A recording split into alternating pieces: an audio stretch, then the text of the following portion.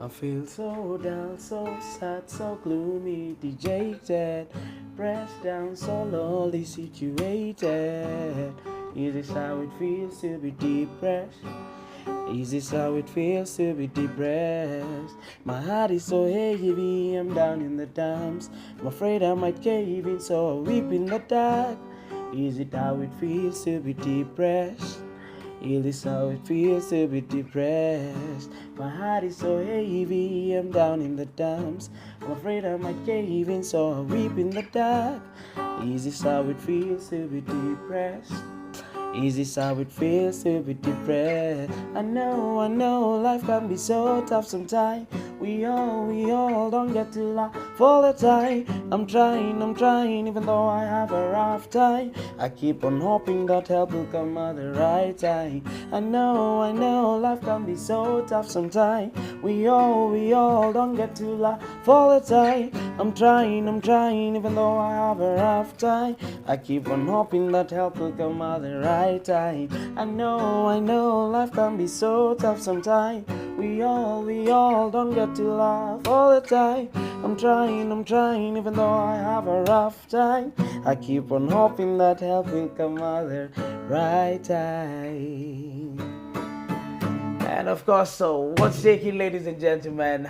They call me Super MC Gardner, and of course, coming to you live from Brimac Hotel alongside Eastern Bypass, here where we get to celebrate serenity, and of course, you get to rediscover serenity. And let me tell you, tonight is going to be an action-packed show for sure. And before we even get to start, I would really like to apologize for, the late start of the show.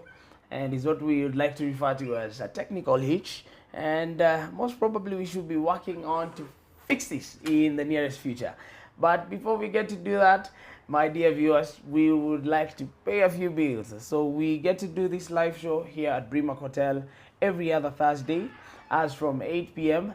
And of course, we have a number of activities lined up for you. We have a number of services lined up for you here at Brimac Hotel. So I'll want you to take some time and just watch what we have in store for you here at Brimac Hotel.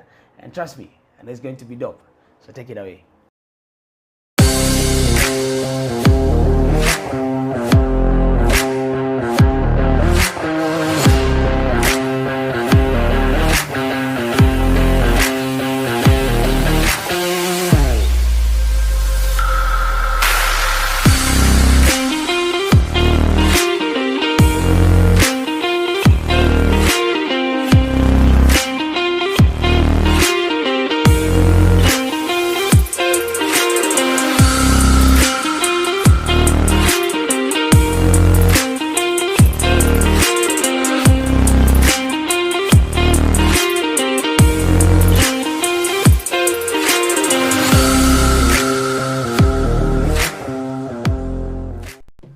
Yep, it's a wrap, ladies and gentlemen, and we are back. Trust me, one more time, allow me to welcome you to this live show where we get to inspire, we get to connect, and we get to grow together.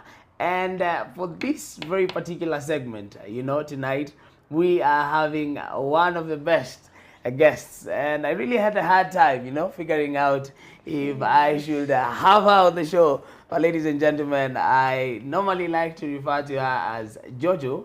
People know Muita, Jojo Furaha, Jojo Pesa, if I'm not wrong. Joe Pesa, right? If I'm not wrong, but I'm so sure she will have a chance to verify that. Aside from that, she also happens to be a teacher, in profession. And, apart from the many things about her that I know, I also would want to give her a chance to, get to tell us more about herself. So without doing much, ladies and gentlemen, allow me to introduce you to the very best, the very beautiful, Jojo Furaha. Jojo. Yes, Karibu wazee. thank you. Hapa ndio Simple Boy angesema Dragon Motor Testing. Wow, Yeah. Right? And if at all we would have been having, our glasses here of Del Monte, and tungefanya cheaply, and we cheers, right? Cheers. To got this, Cindy. Niaje? Fiti sana. It's good to have you, man. I'm honored to be here. Finally. Finally. I love God. I love what. God. Ati useme sijai kufanyia kitu. You know? So it's Yeah. good to have you here at the Gardner at live show. Na pia manze, guests wetu wako very eager, you know, to get to hear your story. A few insights from you, sindio? Yeah. Na ninajua leo umekuja kuwamaliza. Sindio? Kufinish. Kufinish kumalo, right? Kufinish, yeah. I mean, just real quick. I don't know. You like to call yourself Jojo, sindio? Yeah, no. Technically. Yeah. Technically, Yeah. I have a lot of people calling me names. Where? Zilete. Nakumbuki uko kwa kamera. The internet never forgets. It's okay. It's okay.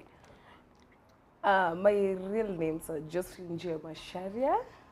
Josephine. Okay, Josephine. But I don't prefer being called Josephine Cause? it's kind of a turn off because yeah, back in primary chat kwanga nanita Josephine. So that Josephine, yeah. Haiko inaleta shangwe. I grew up hating that name. Come back to high school, so that's where the name Joe Pesa came in because I was a peddler. Mimi nilikuwa peddler. Hey, Joe Pesa. Ulikuwa una peddle nini? I was hey, sweetie. Oh. You see the illegal stuff in school. Okay. Talk to me. Ulikuwa umeanza hii Talk to interview me. on a high note. Na DCI iko hapa nyuma Kiambu. So you used to peddle sweets in school? High school, Illegal. primary? You see those stuffs that are illegal in school. Mimi ni nani? We talk with the watchman and is like, okay, so that's where the Joe from my two names came. They took Joe and then put Pesa, so it is Joe Pesa. Joe Pesa. That's why it technically came in. Then come to Jojo. Right. That time when I sasa from Tunikona, hey, this is my life I'm joking with. Let me change. Iko nini? So they dropped the Joe Pesa, then came with Jojo. Jojo, right? Yeah. Okay. Jojo ndio hujatuambia. Unajua inakaa kama buju something yani full of joy, you know? Jojo is my first name is starting with J-O, the second one is starting with J-O, so that's Jojo. Smooth. Ni kama tu vile anashindanga nikiambia wase what, you know, nashindanga what ni nini. Osorozo nashindanga what ni nini. Every other day. What stands for, you know, of all trades. So it's just something creative that you bring together. And I like the fact that you are very creative. Sindio? Sharp here. Sindio? Yeah. Your mama gave you something. Very important. Something very important, right? Yeah. Anyway, it's good. Take us way back, manze. Unajua umetuambia tu story ya high school. That's where the feast is. The feast is. So the show. Anyway, so Josephine? Joy. Josephine Joy. Yeah. Wow, Josephine Joy. Josephine Joy, aka Jojo. Joe Aka Pesa. Joe Pesa. I come back to church. People do call me Bibia Bishop. Bibia Bishop. Yeah, I come back to school. I'm called Madam Principal. Eh. Majina ninazo. Mambo ni mingi. Mambo ni follow us pale live page. Yes, tag. Leave a comment pale. Ukitaka kuelewa every meaning of every name that you just mentioned, you know. Leave a comment. Tonight we are going to be talking about, you know, peer pressure and depression on the side, you know. Depression itakuwa kama side dish, kama dessert, you know. So if time allows, we will dive into that. But before we get to that, manze, who is Josephine? Who is Jojo? Who is Jojo, man? Like Jojo, story ya Jojo ni gani? You understand? Okay. Jojo. Let me do joy. Joy. I'm used to joy. Later. Okay. Let me start with my educational background. I'm still a student. Okay. I'm learning as per now. I'm at aquatics. I'm doing aquatics. Aquatics. Unachanganya mafaili, umenipoteza kidogo, but all the same I'm following. Aquatics is like dealing more with water. Pool. Yeah. Aquatics. Ndio maana umeona pool pale nje. No, ni mwana nikakuwa like yo. Ukachanganikiwa. Can I? Yeah. So as per now I'm in aquatics. And okay. Under physical education. I'm also in education. That's me. You might see me serious, but I'm not that much serious. Way too much serious, you know? I'm a jovial person. I love doing more of reading. I'm a novel reader, Abaddon. Traveling. My road trips. So you got a portfolio, wewe. Yeah. Traveling, reading. Yeah, trips hivi tembea Kenya. Tembea Kenya, you know? Sisi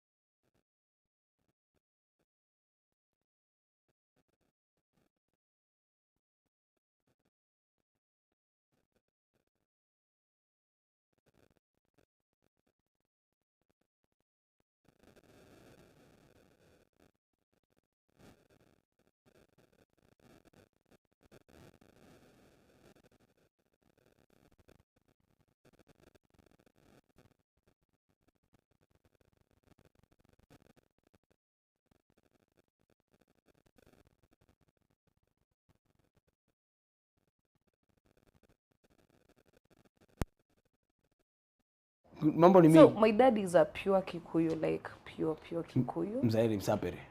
Mamangu. Acha niseme nangu. Usishout. Usishout.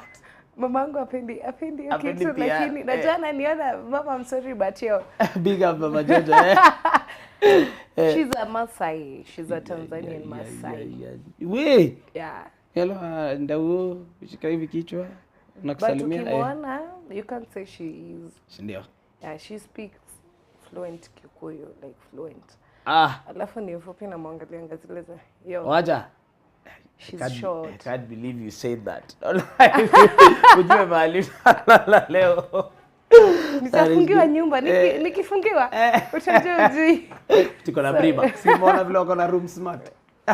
Unbodied. Of course. So, I'm that mixed up. So, actually, I do prefer saying I'm a Kenyan.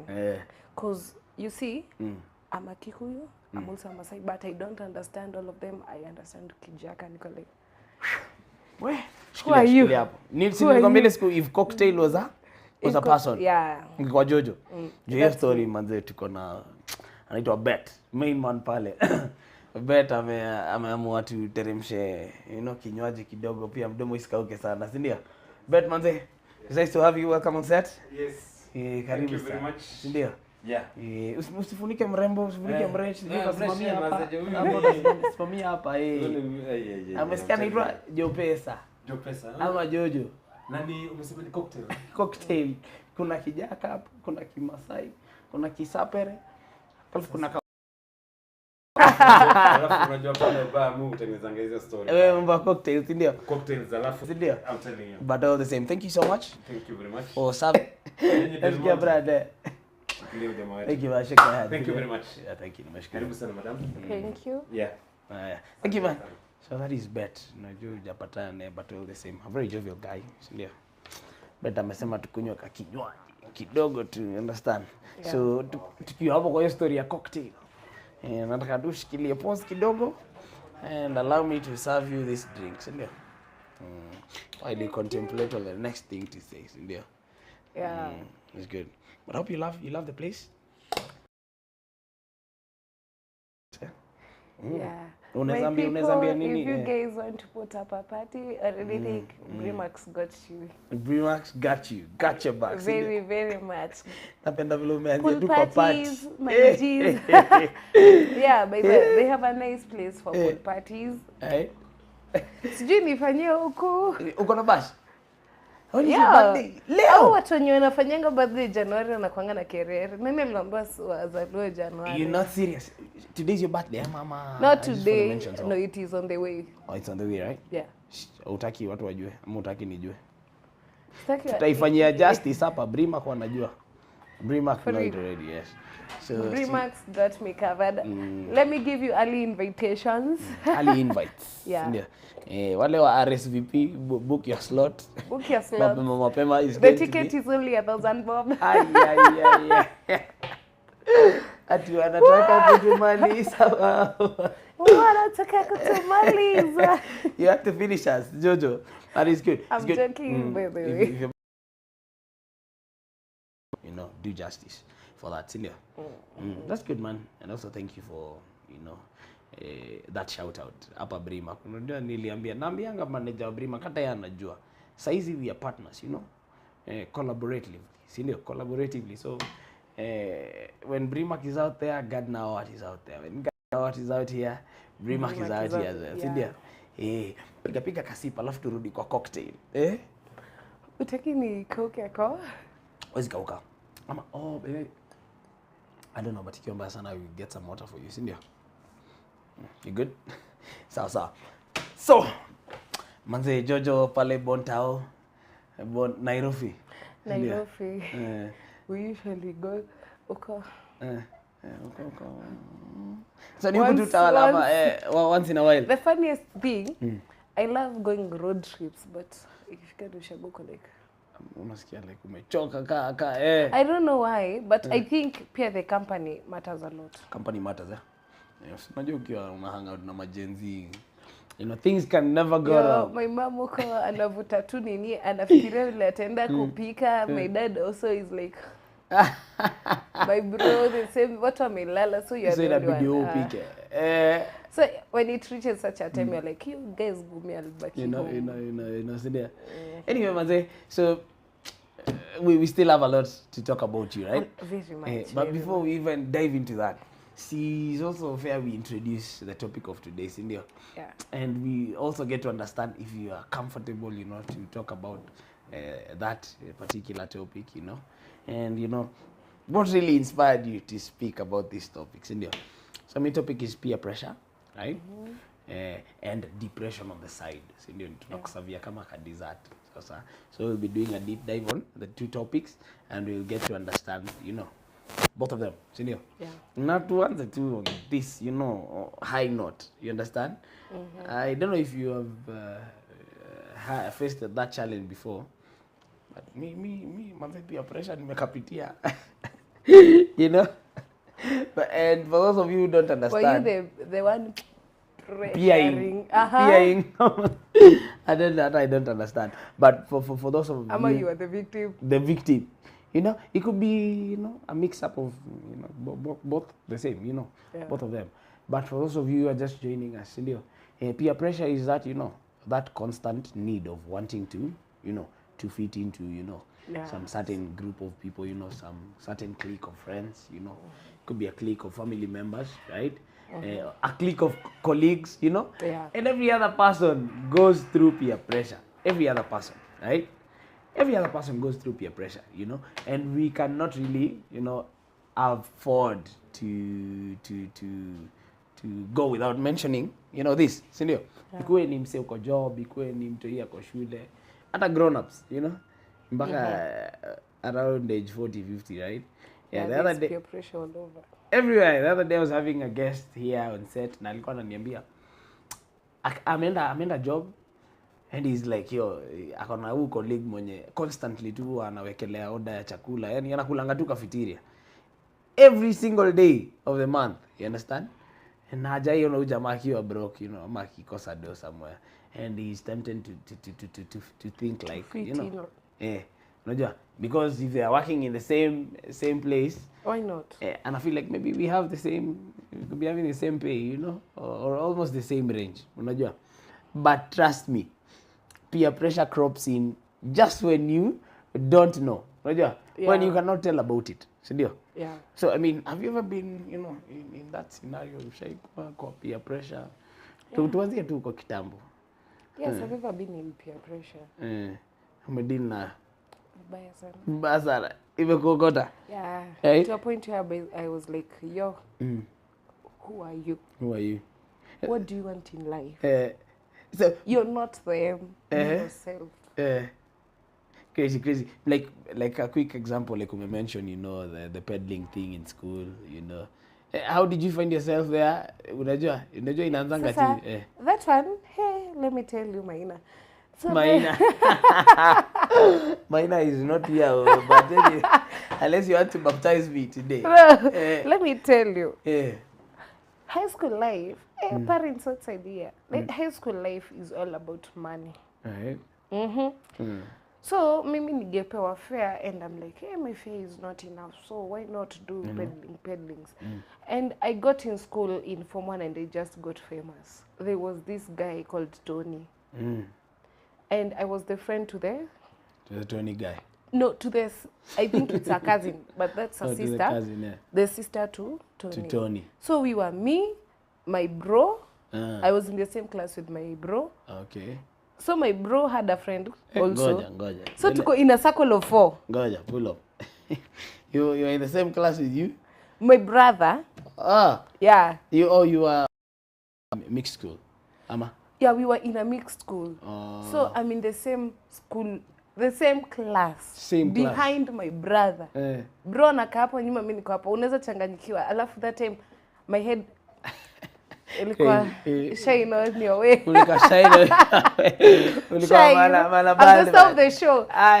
So like yeye ukimwangalia unaona mimi ni hakuna difference. Difference ni eti nimevaa skirt amevaa trouser.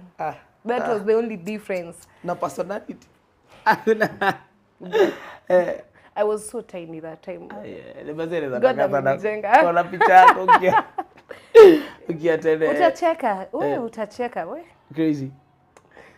So bring it on, the Tony guy. So this guy, I was the friend with the sister, and this guy was the talk of the school. Ndio alikuwa na run show. Yeah. Agekuja akiwa hi everything, nini.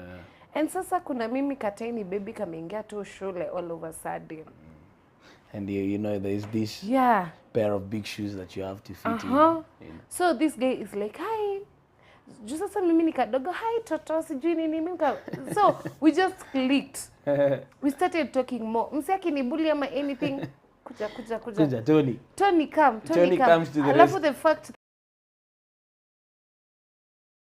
sister, what is? So I was not being told. Right. And the bro was like, you know what? You can do this, you can do that, you can do this, you can do that. And I was like, why not? Right. Okay, my mother is giving me a certain amount of money for fare and it is not enough for me. See, I can do some cheeky things up and pale. The funniest thing is that I did that thing for 1 whole year without being noticed. Not being caught. Yeah, even teachers' name. I was very silent as me. Oje class niko ile like I got in school, my performance were okay in the first term. So at a chako like Man, why would I follow her? Alafu the funniest thing, Form 1 is an easy peasy. Of course. So nikachapa that term nini. So that term tukifunga, hapo ndo where the mess started in. Oof. Yeah. So I'm like, kachali kabekuja class yetu kako like, hey, I did that girl in my life. And I'm like, oh, why not? Second term Form 1, like, why not? I'm gonna boyfriend. Eka nini? Kaingiana. Unajua tu boyfriend wa shule ni PP. Yeah, of course. Ni baie PP. Yani, he's just all around. Yeah. So this guy, uchali akamua Tony. This guy ni Tony. No, not Tony. Sasa this new thing. Oh, a new Sorry, catch. God. Yeah. This new person decided that. You know? Kuna venye udem ananipigisha makona, mara he's seeing me with Tony most of the time, so he's like question. And he decided like, let me try another chile. And I knew. Nikabaki like, that time tunapewa report forms hapo hivyo nje kwa assembly. And I'm like, Tony unajua nini nimebeba kisu? Ni nini kisu Joy? Okay. Nataka kudungole dem kwa nini? Okay.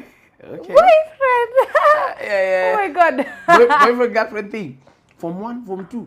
Form 1. That's that term. The tunafunga na mimi niko na kisu. Na hakuna chame Jojo yako na kisu. Of course. Nilichukua kisu ya mamangu ya mboga nikaeka kwa trench because we were allowed black trenches. Niko nayo. So tukagoja tutoke. So there was kawe. Sisi watu wa kupanda gari tunaenda kwa lami. Then hawa kuingia huko chini they wanashuka kwa T junction. So mimi kufika hapo T junction kaambia, hey, so I called the lady with the name na kaambia, if you're a woman just come and face me. Come on. Face me. So the lady was like, you know what, real women don't fight. Yep. And we don't fight for a man. So in the process of her talking, I started beating her. Yeah. Nikamcharaza. Form 2, reopening of the school. My dad was called. Akakuja shule akakosa Joy. Joy hayuko. How comes? Yet I got in school. Yes. Everything shows that I was in school. But now that my father is inside the school, I'm not inside You're not the in school. Siku ya kwanza opening day ama like after? Opening day, kesi ishaletwa, Joy had a knife, sijui nini. So I went huko kwa shamba ya Greek nikajificha. My dad talked. My dad akaambia the teachers, I'll talk to Joy. I know Joy is not such a type of a person. You know. My child is a good baby. Sijui nini. My dad akasifu. And then the teachers wakakuwa like, how can such an innocent child just do such a thing? All of a sudden. So they just drew with nini. So ile time niliona father ametoka hivi. Mimi mbio hadi kwa choo. Kana choo. Nikatoka choo kwa staff room. Naona mzee ametoka nje again. They say, where were you? We are looking for you. Come here, I have a running stomach. I was in the toilet. I'm sorry. Come here, we have some few questions for you. Come back, I can't answer your questions right now. I'm feeling so bad and I need to sit down. I need water. I need some... Of course. Chaka like, okay, it's okay. So my teacher also had a name like mine. So akasema, sawa. My peer pressure started in Form 2.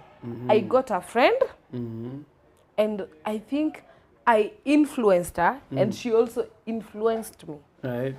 Both parties. Yeah. So huyo anakuja ananiambia this kind of story, what is happening with her life, her boyfriend, her love life, her everything. And I'm like, why Joy? Mbona usijaribu? The fact that my parents are both pastors, hiyo kwanza take in the back of my mind. I was like, imepita mbio. Both of them are pastors. Niliwapata ameokoka so ukaweka kando kwanza wokovu. Alafu kwa flow. Yani just keep down. I go to church because of my parents. By then. Yeah. By then, I'm nowadays. By then, I used to go to church because of my parents. Right.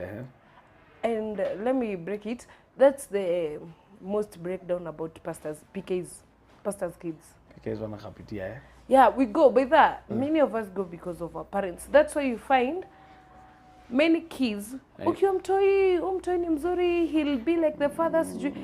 Akihit a certain age, that's the deal breaker iko hapo. Because he comes to realize this is how the world look like, and I wasn't exposed. Jojo chukua hii interview by a storm. For real. Kunywa juice kwanza. So that's how I was. So mimi napata another life outside here. I'm like, kumbe people do this, kumbe people drink this, kumbe people do. You see, why not? Why should I not try? And you're trying to join the dots, eh? Leo nakwambia ni point after point, insight after insight, you know? Tunaanza hivi kidogo, tisha, you know, pressure ishakuwa wesa, you know? But what I'm getting from this is that, you know, sometimes, you know, when you're dealing with peer pressure, you never know actually. Unanga idea. You never know. You never know. You know, it's almost as if some certain forces, you know, is pushing you or it's driving you, unajua. Na sijui kwa nini inakuanga hivyo, but now that you are out of the box and you have a chance to, you know, just reflect and think about what you were going through back then, unajua. Ukiwa high school, that is just one scenario, isn't it? High school. Just high school, right? And why you feel like peer pressure is so powerful, you know, that way. Yani in such a way that you cannot even tell, like, this is peer pressure, you know. Okay, you see, peer pressure is powerful because you're influenced to act in a certain way. Okay.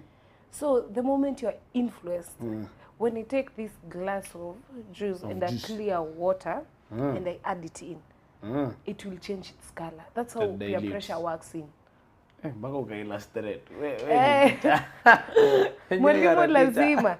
So like, when I pour the juice inside, whether I take it back and pour the water inside, Haiwezi kuwa the same. Yeah, right? That's how it works.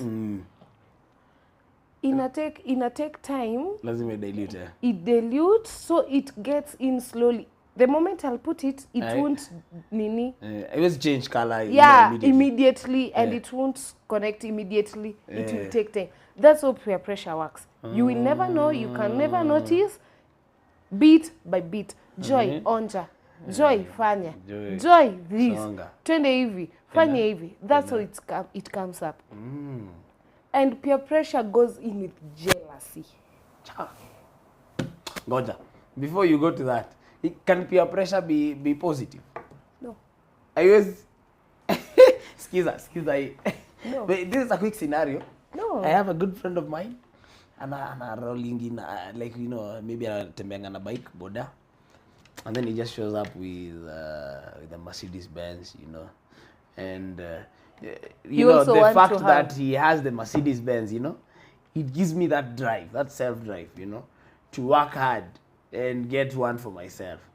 And I get one for myself. That's not positive. Let me tell you. Bro had a bike, sindio? Right. Tulikuanga na wewe. The next time I come visit you, you have a Benz. First questions, kwanza tutumia akili. Where did you get this thing from? Right. Even if you saved, you might have saved the sikatai. Sindio. But me as your friend, at least I should have a tip. Unajua kuna ile, I should not come straight to you. Unajua nini nitabai Benz day flying na Benz, yeah. You see, there are words we use with like knowledgeable to hide what you're trying to mean, but you're giving someone some information. Unaona manze, one day I'll get that thing. I'll buy a Benz. One day I'll get this that year? thing.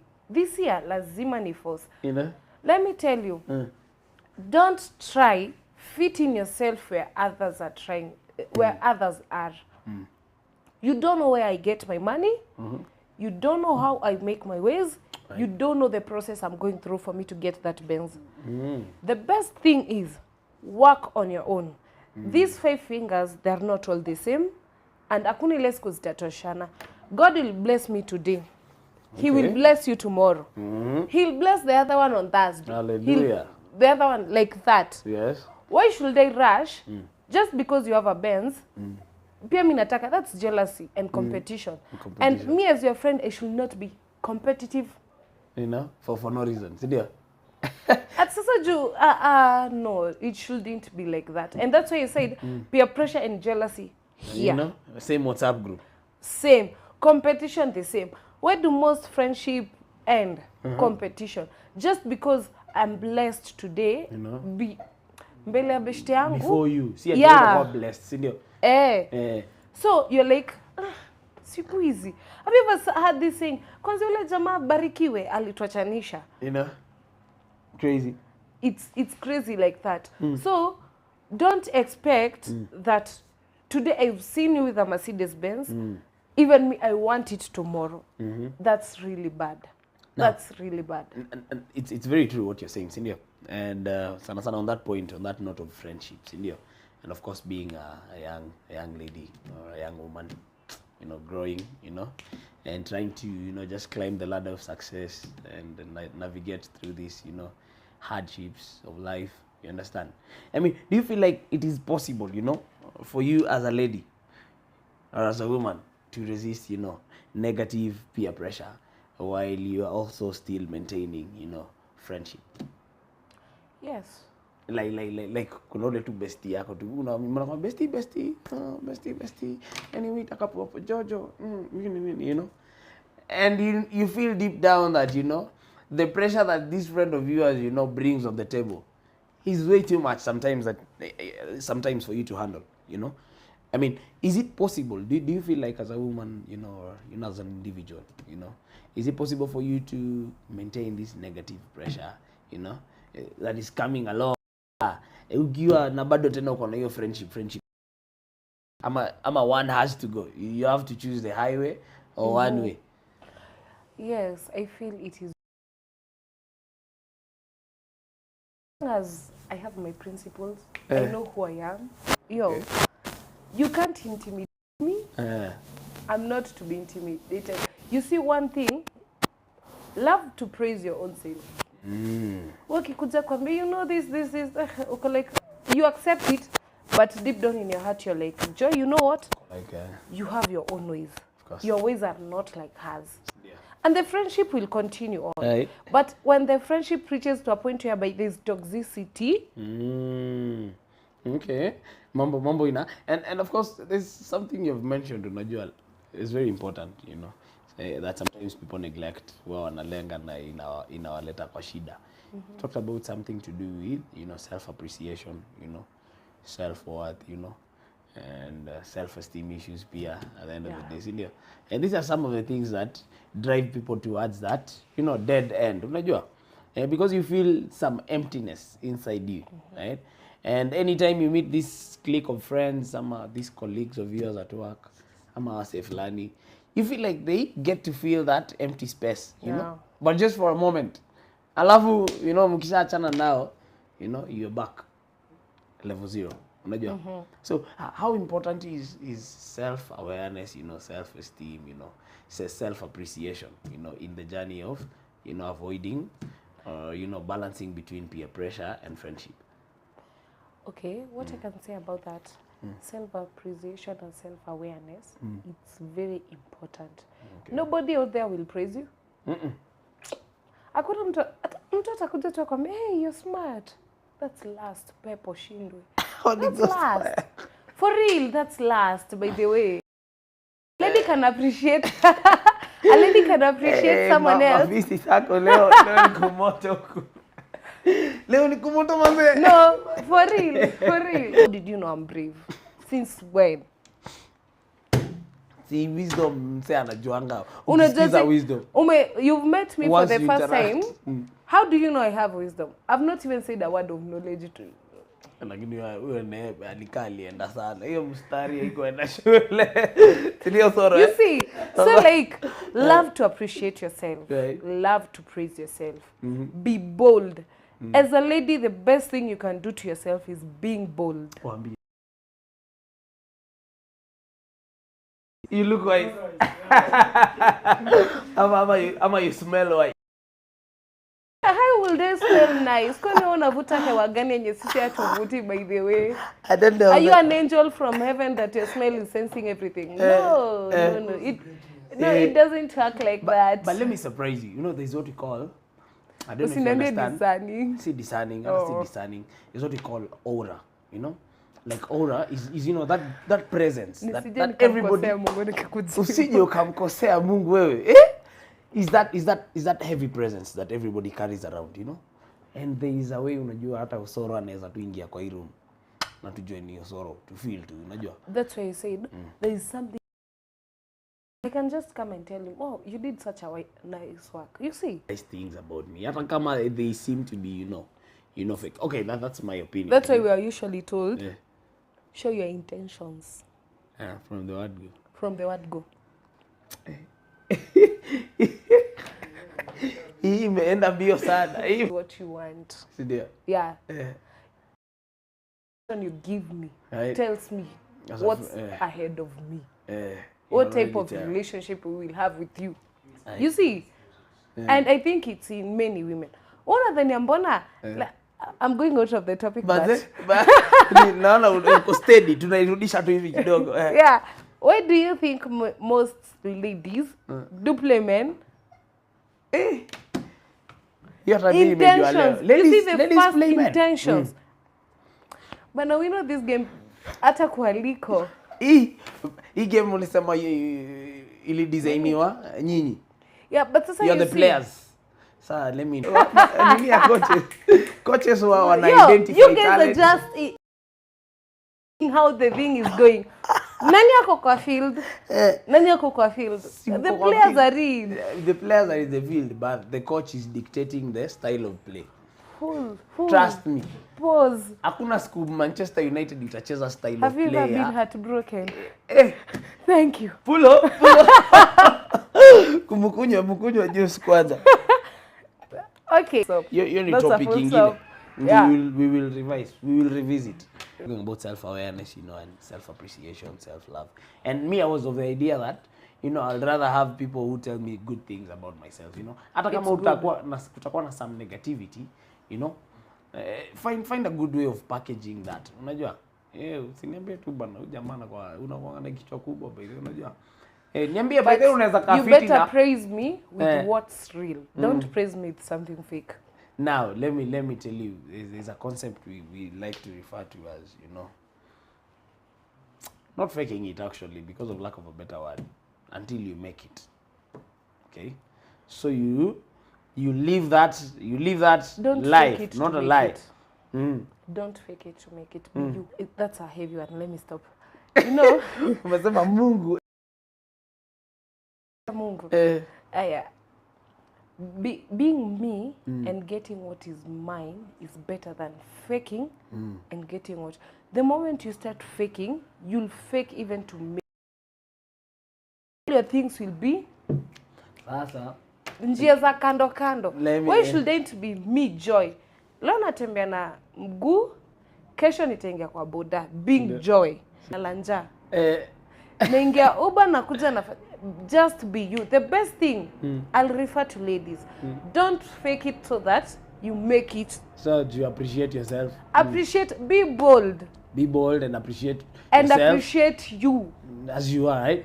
Be self, like, be me. Place whereby you're being intimidated, but as long as you praise yourself, you won't feel bad. Okay. Msa kupita attitudes ako high note, walk off. Bar. As long as I know myself, nikitoka hapo I'm like, you know what? So the bottom line is being real, you know? Be real, be bold. Self be appreciation. Principled. Focus. So, these are the ways to overcome peer pressure. Sidia. Be bold. Be bold, right? Yeah, don't focus on what people want. People want to say about you, you know, because they will always talk. Yeah, people will always talk and they will sleep. Ingilia hapa itoke hapa. And the moment whereby you feel like people talk about you, you feel bad, just know you're still in a way to mature. Ukisha mature, you will not see people's mouth as something to you. I was in that stage. Mtu anakuongea lakini is that me? No. That's not you, right? Come to terms to accepting. The more you have self-denials with what people say. Right. That's the moment whereby Sidia. unaanza ku self-esteem inashuka. Pale. You're not confident enough of yourself. You want to But impress. listen and pass. Ikuje isikuje ni sawa. One thing I usually tell myself, alisema, ni sawa. Good. Iko fiti hivyo. Wewe kanga ukijua iko hivyo. You see, and the moment I knew that, Joy, you can be bold and you can do whatever you want. Do what you want, right? Yeah, you can walk the way you want. It's not a must. Nitamkosea Mungu pahali mimi. Kosea leo, kosea tu yetu. And not the way people want me to be. Okay. That's joy. Right. Joy can have moods anytime. I'm allowed to. Yeah. Joy can be happy anytime. I'm allowed to. Yeah. Joy can go to work and be who she is. I'm allowed to. You're allowed yeah. to. As long as you believe in yourself, peer pressure cannot meet you.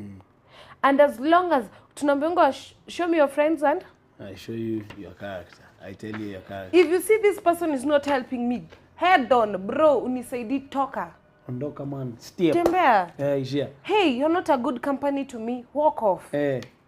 As long as you be direct in people, Right. and know what you want. What type of friendship do I want? What type of people do I want around me? How is my circle? You better be a loner, but than being in a peer pressure gang. Right. Whereby you're not you. Have friends who can assist you. Have friends who you can share with. Have friends you can walk with. Atieta huyo akipata Benz, hata niacha, he'll still prefer me as a friend than the other people mwenye amepatana uko ligi yake. Right. That's what we call friendship. You hold my hands, I hold your hands. Yeah. We walk together. Right. As long as there's that unity, that's all. Alafu, don't always want to be in the same level. Look for people with akili. Unajua IQ, acha tuseme IQ, weka IQ. Kila mtu kuna IQ. huku nje we have different type of people. There is someone mentality iko. Mimi kwa life as long as nimekunywa niko fiti. Niko fiti man. There is someone mwingine mwenye ako as long as nimemark Niko na dem. niko fiti. As long as niko na dem, we are not helping each other. No. Me as a person, I should be thinking I'm a friend. Investments. Right. You as my friends, how will we invest? You see, when I come to give you an idea of investing, you're also coming to tell me, by the way, that's a good idea, we can invest like this. Lakini si nikuje nikwambie invest alafu niambie pesa uisha kunywa hiyo kitu utakufa mapema. You only live once. We only live once. YOLO. That's stupidity. You know? So check on your friends. Check whom you have. Check the people who you walk with. A good friend won't backbite you. We are told that friendship at once breaks down. And if your friendship does not have ups and downs, that's not a friendship. Walk off. Friendships are? Friendship has ups. Ups. Iko na milima. Tutakosana leo na turudiane kesho. That's what friendship is. But if your friendship is someone is faking. Smooth. Kuna msea yuko real. Hapo kuna mtu yuko real. Ati kila saa tu mnapatana. Ati mko fiti. Yo, kuna mtu anajam. there's something there. There's something there. There's one who is faking it. Lazima kuwe na ups and downs. Ups and downs, right? Today tumekasirikiana kwa sababu wewe huo kijana akusaidii. Tutakosana. Love and sense hazipatani. So like I'm assuming you're telling your friend like who boyfriend wake amsaidie ama ni. Yo, kwa nataka niache. For real. Hey, watu hii inaanza kuwa moto my friend. For real. I tell you. Love sense. Nah. They cannot work in this. And marry because of love but not purpose. Not purpose. Isha. Mapenzi you die. Mapenzi udai. How is it ignite? Tutaingia kwa nyumba, have purpose you will end it. Taisha. Causes of many marriages. Sikia hii mambo. Kuna purpose bro. Have purpose, right? Before you As get out long as you don't have purpose as a couple, that's a deal breaker. Tutachana bure, tutachana. Dust. Hey Jojo man, you're opening a window of many possibilities. We're supposed to talk about pressure, man, but the pressure is getting But that's worse. real. You know, I'm just figuring out that it's a wide. It's spectrum, a wide eh? thing. There's someone who is going through peer pressure in the love sector. In love, Drugs. in drugs, Physically, job, emotionally, job. pesa. But to make it short, at work, if you're undergoing through peer pressure, one thing I'll tell you, competition eka chini. Compare to Lisa. Tuliza. Be who you are. Competition, be yourself. Yeah, be who you are. Accept who you are. As long as there's nothing under the sun that does not grow. At that work that you're doing, be you. Make a lot of investments. You want to be like your manager or your CEO? Make investments. Sindio. Yeah, and investments that does not come by eating or whatever. Ni kujijipa wewe mwenyewe. Save a lot. Sacrifice a lot. That's how growth comes and success. That's what comes through. Unajua people pay a lot of money to get such wisdom. Na alafu mtu akikwambia you look like you are wise. Unajam, Jojo, Una? Ay. Moto kama pasi. Do you feel like, you know, it's why is it that you have to feel bad when you tell somebody no, you know, unajua like umshow to z, and do you feel like it's appropriate to feel, you know, that way? Una feel nika ume backstab say, you know, nika umeenda overboard, you know, like you have a terrible feeling, you know, inside you. I don't know if it's your conscience or in your subconscious mind, you know, but anytime you are in a scenario where you're expected to beat your friends, you know, beat your boss, you know, your parents, you understand? Any other that is mounting, sindio?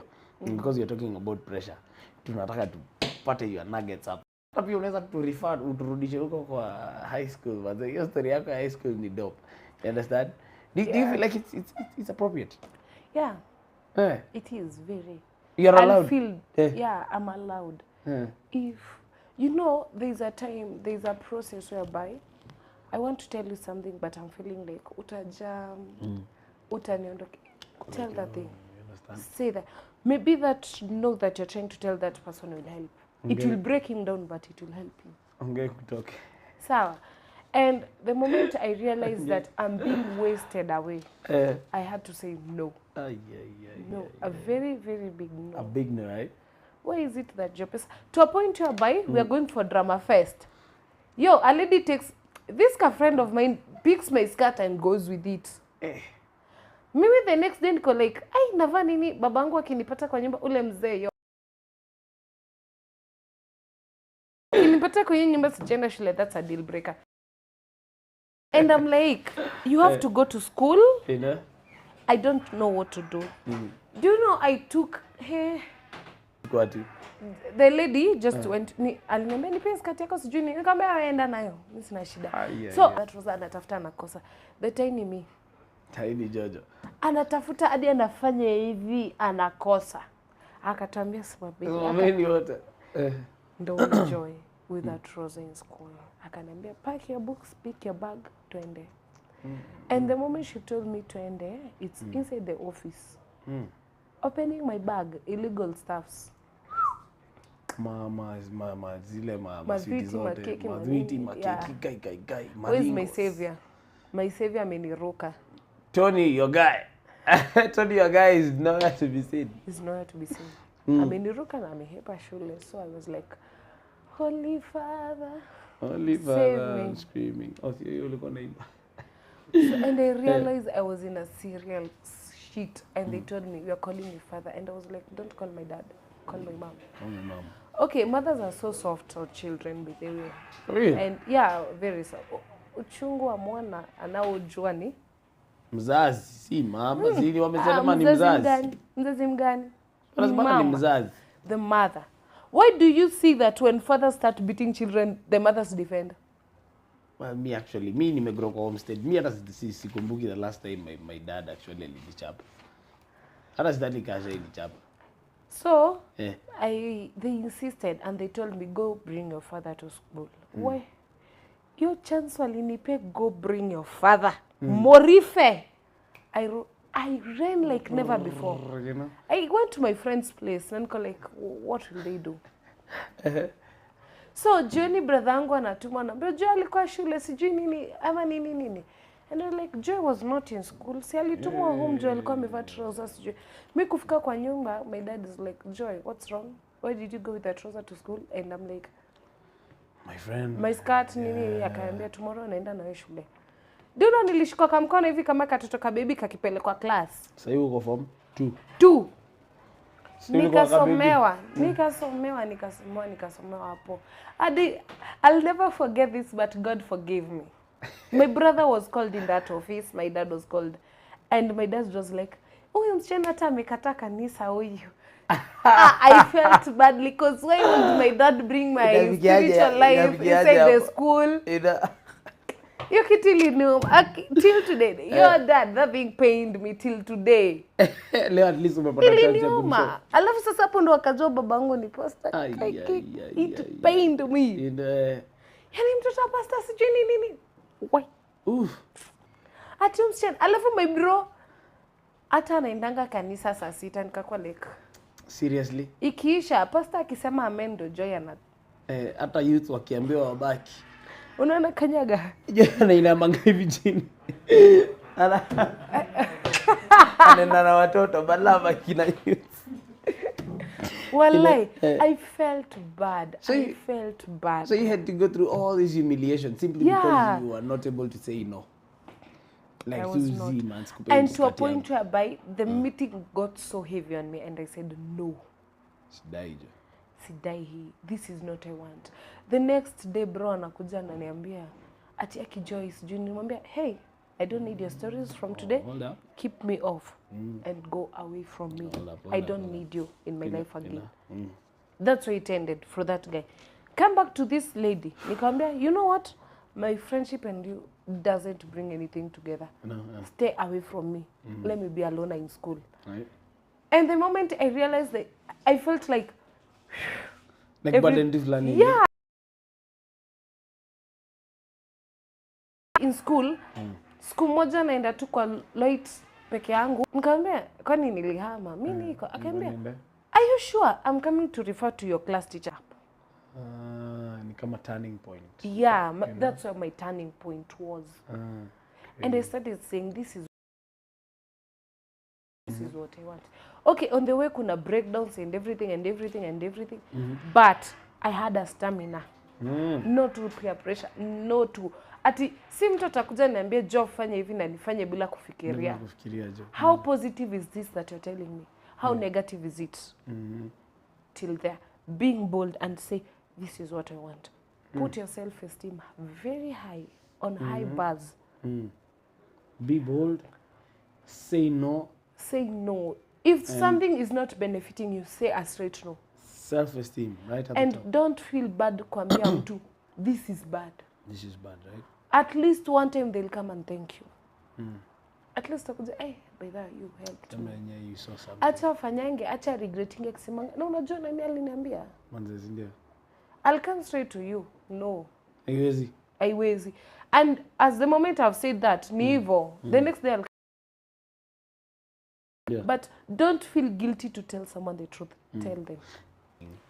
And helping you as a person, as a young mind, to overcome it. Unajua shule, with all the One thing I can say, sweet talking these kids. Atika baby, kababy what? Kababa. A stage where to bond. India. When a kid is 18, 20, that's where the friendship between the parent and the teen is a discipline. That's where the discipline is instilled very well. Unampiga mpaka anasema, bwana unataka kunimaliza. Shika. Usipige. When a child is growing, that's where disciplinarian, right? Una nature mtoto. This is what you should take. This is what you should take. Right. This is what indo unafuata, indo ufuati. That's where you nature. But in a teen, be kwa mkali. Lakini si tena ile ukali ya kupusha we mtoi. Ndio. Be a little bit friendly and also disciplined. I mean, just have both ages. Unajua kama like a sharp edged sword, unajua.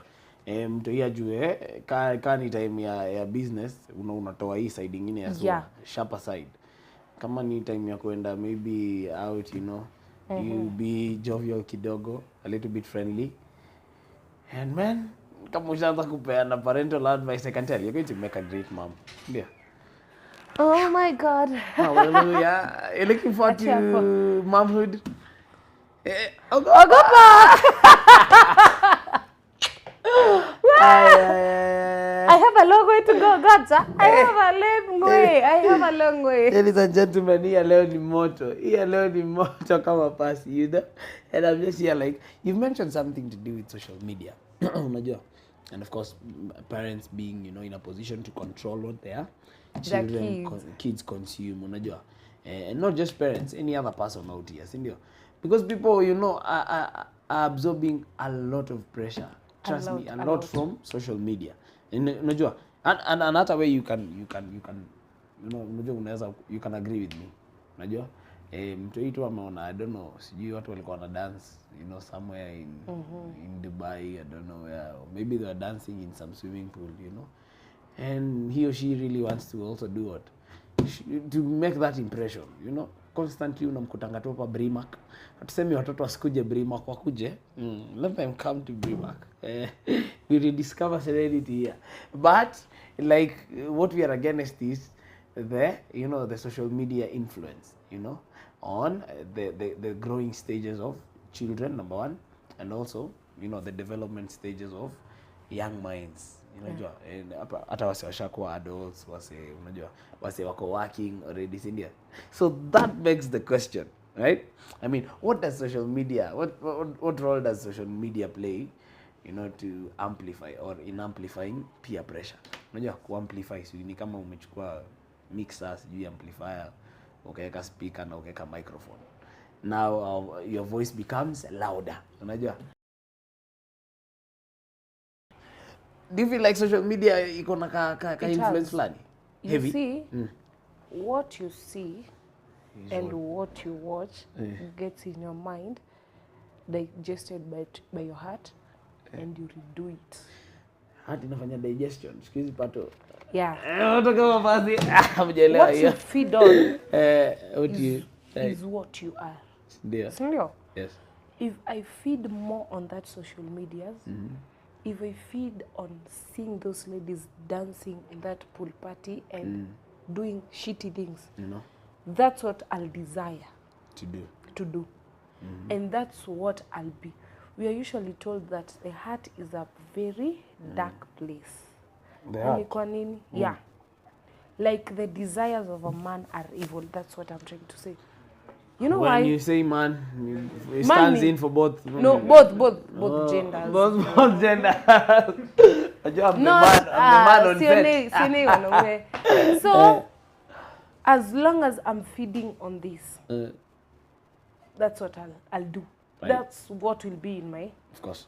In your thinking, unajua hata Yeah. So what I can say, sieve what you see on social media. Sieve. Like, this is what I see. This is not what I see. This is on parents mostly. Be sure of what your kids are seeing. Okay. Be sure of what the intake they're taking from social medias. Right. You know, as a parent, you can be there mtoi and take. Hatuwezi sema ni peer pressure ama friends saa zingine. Social medias does. Ndio. The peer is very high. Very. Way too high. Very. Ndio. And if you see what your children see, that's better for them. They'll know this is what I want, this is no. The other thing is, let your child know there is a no and a yes. Acha kaanga kijua, this is no, this is not right, and this is a yes. That's where it's sweet. But about social media, sieve it. Sieve it. Be sure of what you see. Toa. And be sure of what you feed. Because what you feed is what will come out. What you feed? Is what will come out. Ni kama If I computer. feed more on, sorry to say this, but if I feed more on pornography, I'll be very much sexually active. Ndio. Very. Joto. Very. Atom, yani atom. Because what my... If I just see you, what is inside my heart, na kuandress. That's what I'll be doing. So if I feed more, if I'm so much on seeing people dancing, Right. that is what I'll think. Just see na ka flow. You know. Ladies and gentlemen, out here one day. Wanasemanga niliokoka nikataka kwa motivational speaker.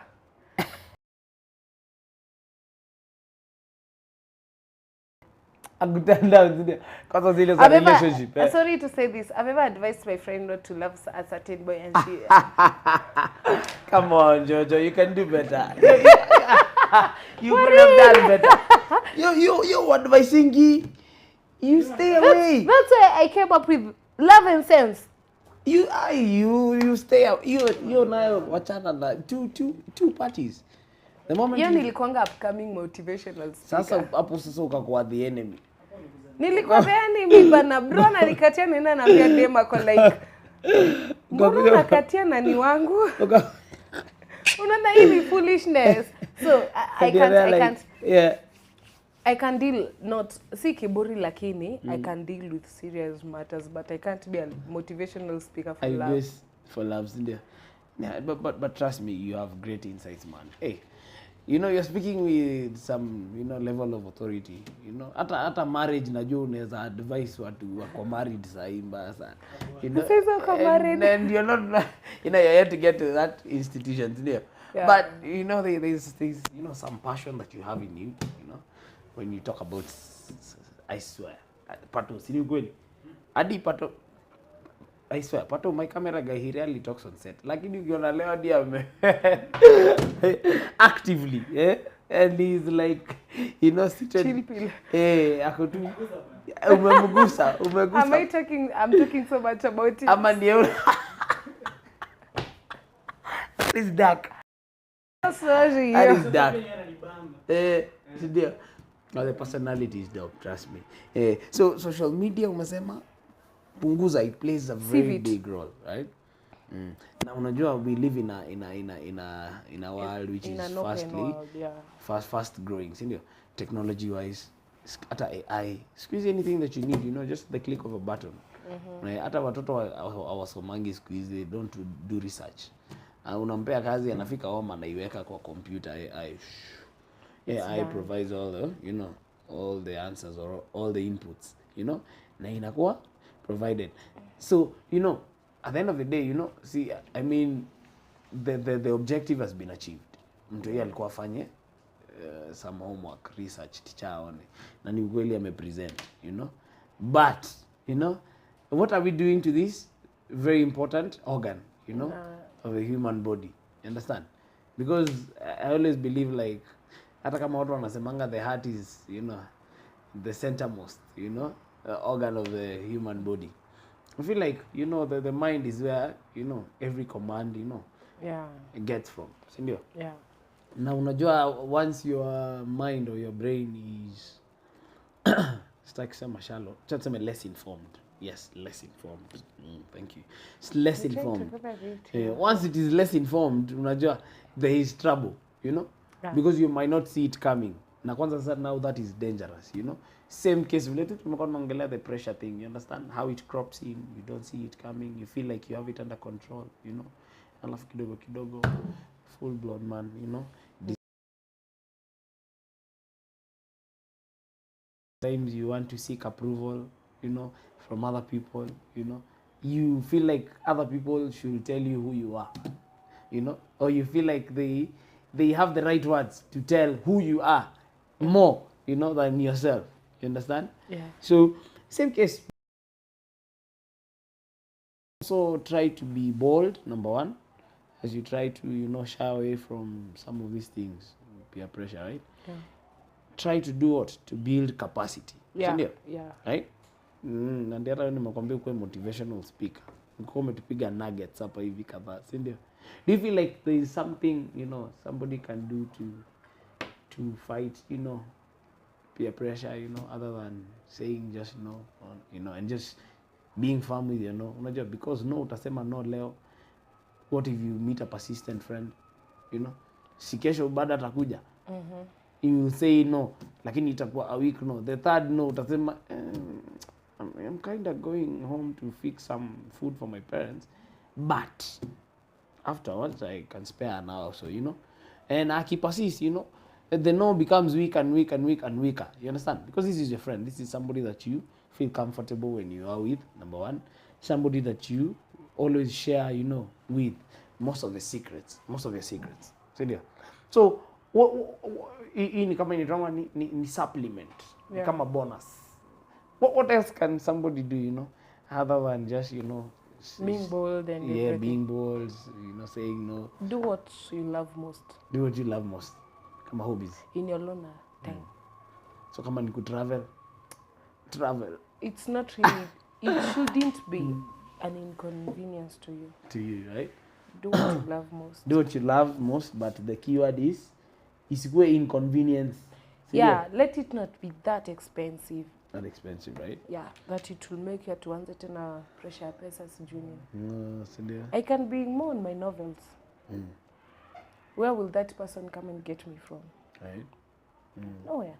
I can be more on cooking. Pika chakula mamako vile unataka. Sindio. Sasa nunua ingine.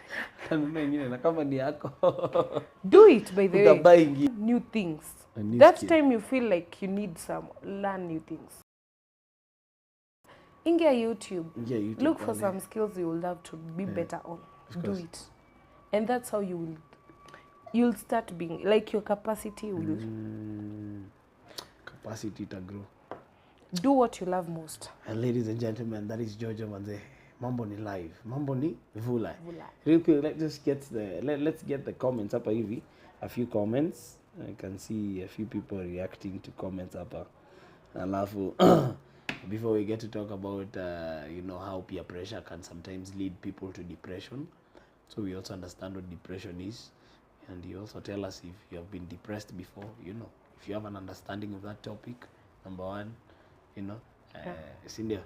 And I know it's going to be fire for sure. So following Kinley Manze, tuko na wana Epic Pixel Studios wanasema show is lit. Watching live. Watching live. Thank you so much, Epic Studio. Lily is my mom, and she's always locked kwa show yangu. That is good. Keep it up. Shikilia hapo mom, ndio. Anasema the show is lit. Show is lit. Manze alafu akaweka zile emoji za cha cha cha cha. Jojo leo umewasha moto hapa. Mom, everybody yako na emoji tu ya moto kwa comment section. So to have Canon oversize anasema yo show ni moto sana. Organic sounds, show ni moto. God for our siku zote. Right? Hujatuambia about your spiritual life manze. Tunajua tu wewe unaitwa bibi ya bishop. Hiyo pia tuogope. Ogopa. That's another story for me. Ogopa.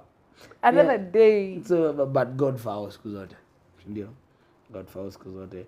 Beatrice Achien, following keenly anasema love the topic man. The show iko top 100%. Okay, hivi ile ya finger hivi kidole top man, ndio. We also have Boniface Muli. Joy, you are doing well.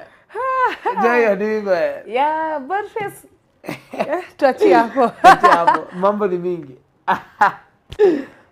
Yeah, there are people who just got your back everywhere. Big time, Sindio.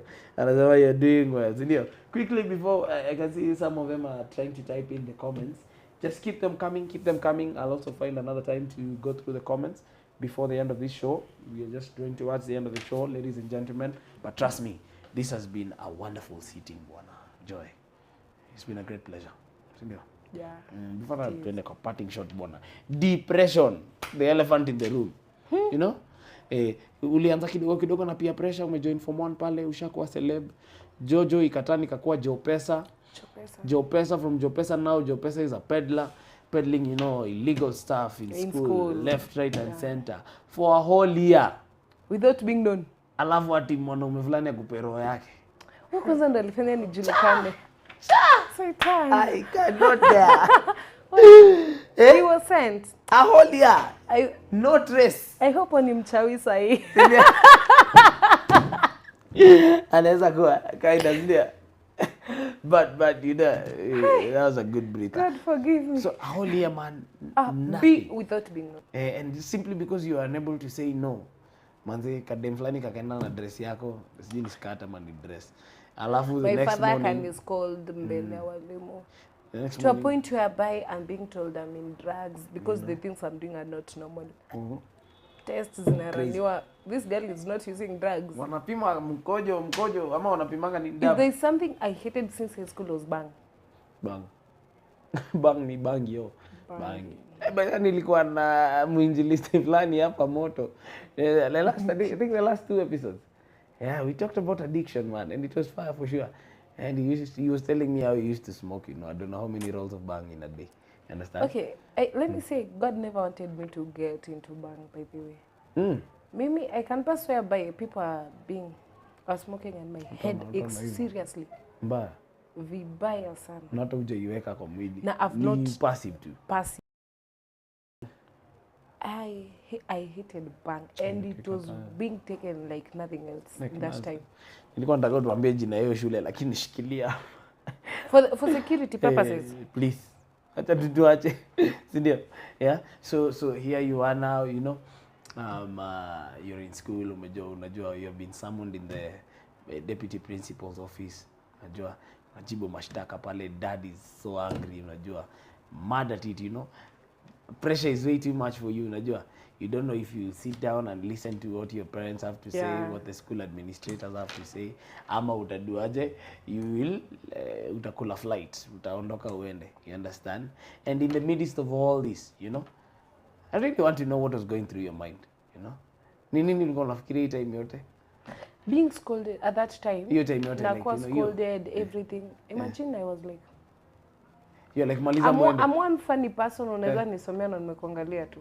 You don't know if I'm taking the advice or nakutusi ndani yangu. You're like what is this? These are shenanigans. But one thing, I might look like that, but they are sinking in. You see the moments that committing will end, I'll go sit down and they start rewinding in my head. Yeah.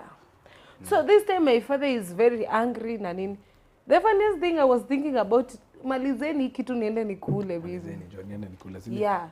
But again I came to look at and I said to myself, what they were saying get up.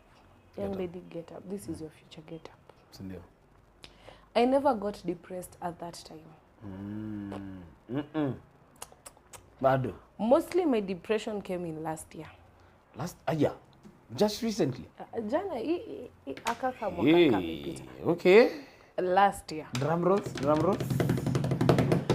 Leta ingine DJ Afro anasemanga or aita masani ya usiku ni lala salama usiku. Tukimalizianga hii set, si ndio? Yeah. So, you know, many people don't, you know, have an understanding of what depression is. Unajua? And me I feel like acha nisitaki kusema most fathers, acha tu tuseme most parents, you know? Because you know as a parent, you have people who are depending on you, number one. On top of these people who are depending on you, you're also depending on yourself, you know? And you're like, I'm hustling, I'm toiling so hard, you know, to make sure that I make life good for myself. Kids and My kids, myself. But I don't see my life becoming any better simply because everything that I'm doing is not for me, but it's for this other, you know, people who just came out of nowhere. Okay, not nowhere, but people who just came into the picture, you know, and I have to own up to this and make sure that I take good care of them, you know. And so they face constant battles on a daily, you know. So as children, hawezi elewa, unajua, hadi msee akuwe adult. Ukishakuwa adult sasa, and you start, you know, you get into the system, pia unaanza kutafuta kidogo. Unatafuta unapata yako kidogo, pia unaona tena yako kidogo ikusaidii, you understand? And you also again find yourself in that pressure, continuous pressure, si ndio? And in the middle of all that struggle, you know, many people would want to comfort themselves and tell themselves that, man, I'm fine. Unajua? Mimi niko fiti. That's why they wake up every other morning. Unajua? But many people fail to realize that they are depressed. Unajua? And depression is just, you know, a state of, you know, mental unwellness. Let's just say, yeah, mental stress, you know. Mental unwellness, something, you know, it's a state that is causing a lot of, you know, a lot of havoc, a lot of confusion, you know, in your life, number one. And then secondly, you feel like you are in this alone. You understand? Niko nasikianga tu nika the world has shielded itself, you know, you have been shielded away from. Very heavy. Sindio? And you constantly tell yourself that I have this, you know, I have this under control, you know. I feel like that's my take on depression, you know. Na nimesikia hata nimeimba kawimbo fulani hapa. That was my own composition, manze. Sometime back last year nitawapatia pia nyinyi story. Sio last year. Ya last year ni yako.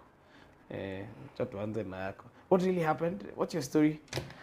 Okay, my story is much more based on family. Oh. A loss. Let me say it as a loss. Okay. Which made me, I know. being that much depressed. And one thing I'll let someone know outside there, the first thing you should do is accept yourself. Acceptance is something worth it. Acceptance. And choose your peace of mind. Peace of mind, right? I can do this, it's okay. It's okay. I can't solve it, it will take time, it's okay. That's how we work on things. And depression it's a sickness. Let me say it's a sickness because it is. You overthink, you got headaches, you got ulcers, this come from depression. You become a loner, you fake your smile, you fake your happiness. Right. You're not you. You see, unless someone knows you well, that this person is not okay. But you see these light people you are on them, they'll say, ule ako sawa. Fiti jo. Ako fiti vibaya sana. Yeah. So like, mine was just last year, June, the 15th of June. Last year? Yeah. My sister passed. I never imagined. I'm so sorry for your loss. This is the first person, thanks to God, we've not buried as much as we think in our family. But being on a serious note, the last burial I attended was my uncle's burial back in December. That was 2019. He had a road accident. And I was so deep with him to a point whereby I had to come to terms with it. But hiyo ikuniuma wala ikuni. But I used to say, Uncle fulani angekuanga hapa, this could have been better. You know. And I stood up and told God, this be the last one. Let it kusikoi kwa nyingine. The other burial we have at our place was my grandma. The grandma to my grandma. Yeah. But she passed on a good age. That was a celebration. Yeah. And that is what you're used to our family. Both parents on my mom's side, they do pass on good ages, whereby we won't mourn for a long time. You know? It's just, and then come and tell God, thank you for the time that you... But this one, at a certain young age, unexpected. Chose your elder sister, the funniest thing, and I'm sorry, my baby, my bestie, I'm sorry to say this. It is early in the morning. My friend ananikujia, nafaa kuingia job tao. Ako like, Joy, kama unipeleke, my baby is kind of rough in prison. Don't laugh. Okay. Nakujua. Don't laugh. Nashika sana. So, them ako like, I know you want Unaharibu. I'm sorry to say this. Yes. But she was like, come and help me. My guy is in prison. Tuende nimpeleke food, nimshughulikie or something like. God willing, why not wake up, go take your friend to such a place? Mapenzi wewe. Mimi nakudirect, enda. Go look for after your man. So tumeenda, tumepeleka everything, we've talked, we've done everything. I don't have any feeling. Sina hata feeling anything will work out bad. You see that instinct of something is bad. Yeah, like you have a feeling. Unajua we ladies mnakuanga na sixth sense, by the way. Yeah, Mimi, I wasn't there at all. Usiku nilala vizuri, I wasn't. That night I talked to my sister. And the last message was, nilimwambia si utakam kesho nitakupikia chapo ukam. Akaniambia, mimi hata sitakuja, hata maybe utainiona. Nikacheka tu nikamwambia, well, goodbye, see you tomorrow. You know? Akaniambia, bye. And that was the statement, bye. I can, in my Facebook page, it was on Messenger, bye. And that's all wanted. Rudy, what's up, bye. And that's all. It wasn't alarming to me. You know? Never alarming to me. Crazy. And at that time, the funniest thing, she was in fasting with my mom. I remember vividly. She was on 21 days with my mom fasting. And walikuanga na mom at a certain place praying and everything, staying at a family friend of ours. And my dad aliamka saa 10 ametoka ameenda. You know? So mimi niko like, dad, unitumie fare niende job. Nini sijui nini. Ananiambia, fanya aje hata kwanza, thank you umenipigia. Come with your mom's ID, your ID, because your bro is not around, he's at work, and my ID. Teremka a specific place, come. Naambia, hizo zote za nini? Dad, unajua nafaa kwenda job. Ni nini unaniambia hiyo? And my dad is like, what has happened? Hiyo si ya maana kwanza. Wewe kuja na kenye nimekwambia. Nikamwambia, dad, wait, hebu mimi nitumie pesa, sitaki kuvurutana na wewe. Just send that money. I go. And he cuts the phone. An hour later, that is 10 p.m. Yeah. A friend calls. 10 p.m. mama AM. Asubuhi. AM. Asubuhi. Uko sawa? Unaendelea fiti? Uko wapi? Niko kwa nyumba najitayarisha niende job. Ni sawa. Akakata. The next one calls in 10:30. 10:30. Uko aje? Uko fiti? Unaendelea fiti? Sawa. Nataka uniletee ID ya mom na ya dad, namuza kila kitu iko sawa. Ati wewe usijali, wewe niletee hizo, there's something. In my head was, my father may win jackpot. Maybe not on it, but that was my head. God forgive me. And he needs his ID to verify. I wasn't there. The 4th, the 5th, the 6th, kila mtu uko wapi? Unadu. Mmoja tu ndo aliniambia kuja. The 7th person was the one who broke me into pieces. Akaniambia uko wapi Joy? Kama kwa nyumba najitayarisha. Niende job man, you know. Nikamuuliza, why are you people calling me this? Asubuhi bana. Nani asubuhi. Ujue that time tumevurutana nao it is 12:30. Ijafika hata 10. Ijafika like ulikuwa unafaa uende job 10. Nilikuwa nafaa kuingia 11. 11. Season 12. Nishapiga simu nikasema I won't nitakuwa late. Thanks God for the person I was working for at that time.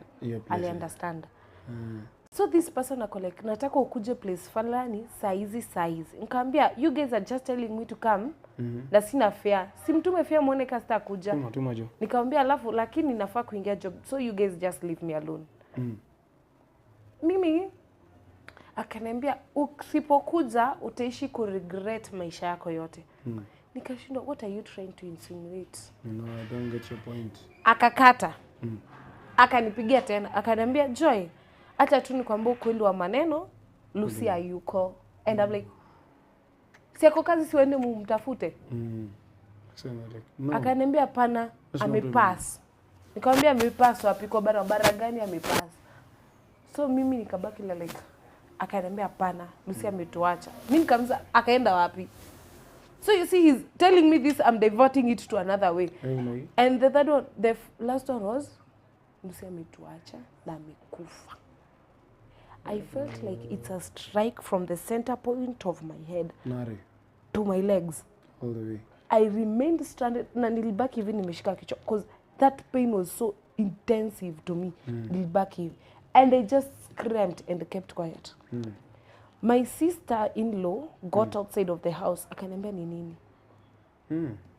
Na ule jamaa vile alifeel nimescream akakata simu. So nilibaki hivi. My dad called my phone. My sister-in-law took it. Akamza, Dad, simtuambie ni nini imefanyika, mtashinda hapa hivi mkitupigia masimu na mtuambie. Akamwambia ukweli maneno ni your sister is gone. She started crying. And we have a baby in the house.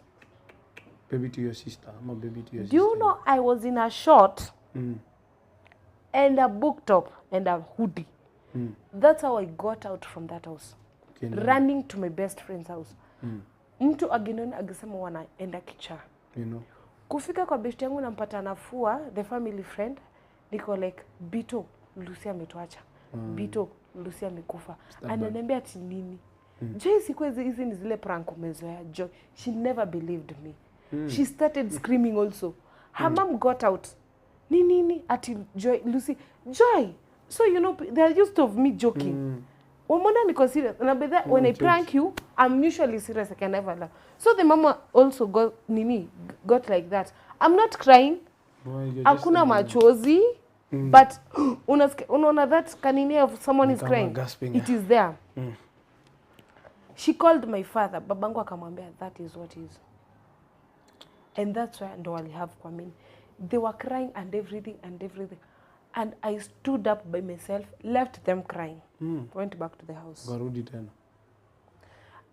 My sister's best friend akapiga simu akaniambia nakukujia tuende mweke, nikamwambia sawa. I have to see my mother wherever she is. But the moment I went back to the house and sat down wherever I was, there's one thing I told myself. You know what? Sister yako kwa job hajakufa, achana na watu. And that's why I instilled self-denial in me. Nikaenda nikaona my mom cried. My mom mikono zikaganda. Like she's cold, the nerves zimekufa, everything. And when I saw the situation, it was heavy on me. But sasa niko like, unless I see my sister, is the time alamini that ameenda. But I was that intensive. My sister is not gone. My sister is alive. You guys are just playing with my head. So coming from, taking my mom from that place to home, napata ma tents, napata manini, I'm very much okay. I never, the first day, the second day, the third day, the fifth, I was very much okay. Sikuli, sifanyi anything. Take a bath, come back inside the house. People wanakuja wanaanza kulialia huko. Mimi niko like, you know, it's like you were just in another world. Yeah, I'm in another world. What are you guys telling me? Mimi, my sister is alive. Going, that's on a Friday, so we are burying on a Saturday. Mazishi zimeisha, watu wa job wamekuja, everything, mazishi inafanywa kesho, so the matangazo and everything, they are ending sijui. Someone came and told me, unakula? Nikamwambia mbona nikose kula? Why would I not? Sijui ni nini aka kamama kalikuwa kanatafuta chini ya kitanda. Going to open like this akapata sahani na chakula zimepangana. Joy hakuli. Ile serious. Food ikikam Jojo ama chini ya bed kaenda. Chini ya bed. Ama naenda na mwaga. I would laugh, I would talk, I would do everything, but emptiness is there is emptiness in my heart. Vibaya. Saturday, come in the morning, you are in the morgue. People wanaenda wanaona sijui nini. No, let me take it back. We are at home, tunagoja magari zikuje sijui nini. And the family has to go with the hearse. And I'm like, I'm not going with the hearse. Naenda na the family car. And my mom is like, okay.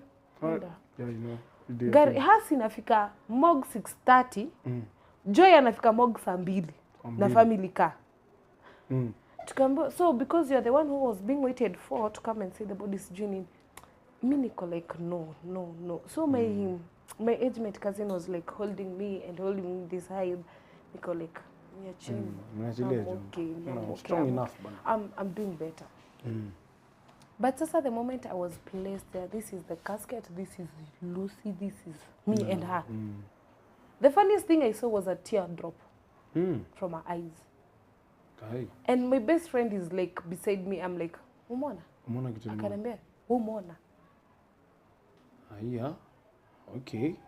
Tukabaki like, story for another day. But niko stranded. I'm shaking seriously. My hands are shaking. Mwenye amenishikilia tu the only support I have. To a point, I was feeling like my stomach was being, ni kama nafinywa hivi. Yeah, it is so stiff. I had to put a lasso and nijifunge nikaze tumbo at least ishi. Nikafunga. Go on with the burial. Tukatoka morgue. We went to the safari sasa. People are taking pictures. I'm taking them pictures. I'm okay. I'm everything. The moment we landed on, sasa, come to acceptance that your sister is gone and the family is called, the praise, those things. I'm like, that's where I felt heavy. I started crying. Kako strike. Naangalia mom, she's my younger sister anaambia Mungu hapana. I can't accept this. I can't. The burial ended. After ending, I'm okay. I went with my cousins, talked, whatever. Hiyo kitu ikanitoka. I never knew you'll go back to that same house. Going back at home was another journey.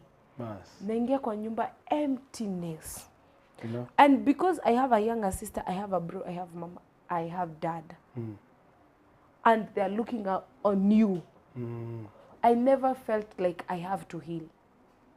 I felt like they have to heal. And I left myself outside. Yeah, my sister is like, Joy, you see, Niko like, don't worry, there's God. I'm in there.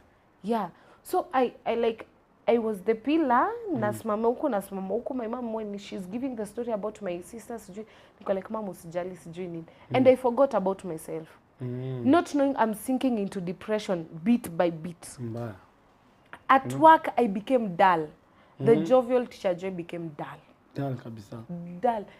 Nakosa amani job, naomba ruhusa, namwambia let me go home. Naomba ruhusa, nenda naangalia mamangu is okay. I call my brother, I call my younger, wote wako sawa. Then I go back to work. One thing with depression, you lack peace. Takes away your peace and confidence. It washes away. And that's what it washed away from me. This is the third term. I'm in depression from June, man. Tuna close October. The dull in the same way. I'm not me. Only my boss noticed it. And a few people. But ungepata tugiongea, tugecheka, tugefanya kila kitu, but I'm not. But I don't have peace. I don't have. It is not joy. I was sunk. Sickness came in me. My H. pylori ikapanda. And it's a point where I can't go and tell mom, I'm facing this or this. Because she's also going through that. come to a place whereby na feel I'm not worth it, I'm not okay. To a place I'm trying to pray and I can't pray. Nashindwa. I stayed without praying for 3 months. Ile serious. Ile too, like, now uko tu in your own world. So like all this while you are, trying to hide this struggle. I'm trying to hide and I'm in self-denial. Self-denial. So what was that, point that you figured out that, you can no longer hide, this struggle, 2 months, that was in November. There was a job offer. Sasa unajua mwalimu umefunga shule, you're not going to school, you're free. And I'm like, hii nyumba siwezi kaa. So one of my friend told me, there's a job offer enye nataka kukupea. Can you come and do this and this? Okay. And I felt it like, why not? I'm looking for somewhere to go, why not? So I went. And in this place I found I'm alone. I'm very much alone. First month niko peke yangu, nafikiria sana. I'm overthinking. Overthinking kills. Let me tell you one thing. Overthinking kills. Overthinking. Overthinking is a killer. It's a deal breaker. Don't overthink. If that situation, you can't work on that situation, let it. Let it go. Find something to do, Yeah. Like, just pastime. So, I mean, you just landed that new job. And alafu nobody knows you, so like you're like, they don't know me, so they act like maybe anakuanga hivi. I used to absenteeism, like mind yangu haiko. Naona hii ni chuma unafaa kupeleka huko, but nimeiangalia tu. What should I do? Chill, come and tap me na nitashtuka. Niko like So that's where people noticed, she's not okay. And December, I remember 5th December, I said to myself, no, it is time to let everything go. Enough is enough. 5 months in depression. Now overthink, nafikiria kichwa inaniuma. I'm not happy. I'm not the jovial Joyce. I'm so stiff on myself. I can't do this. I can't do that. I can't. Vitu kama hizo. And I said to myself, no. To a point whereby, that's when I got interested in writing. I started writing a lot. Found a new venture. Yeah. I would find myself, silali, I lacked sleep. The fear of you'll die. Something in me telling me, utakufa, na utakufa. That's what was hitting in me inside. You'll die. And I told God, no. Not me. I know this is the devil's work, but not me. Not now. She went, and I should accept that. And that's why I accepted. And when I started, I said that depression is all about acceptance. Accept. The more you try battling things inside you, things get heavier. I accepted myself, and I said, I want to work on this. Right. And I want to work on this depression. I went for a depression test, and the doctor told me, yours is worst. Imeenda. Hii hata imepita. And I remember, what are you interested in? Nothing. What do you want to be? Nothing.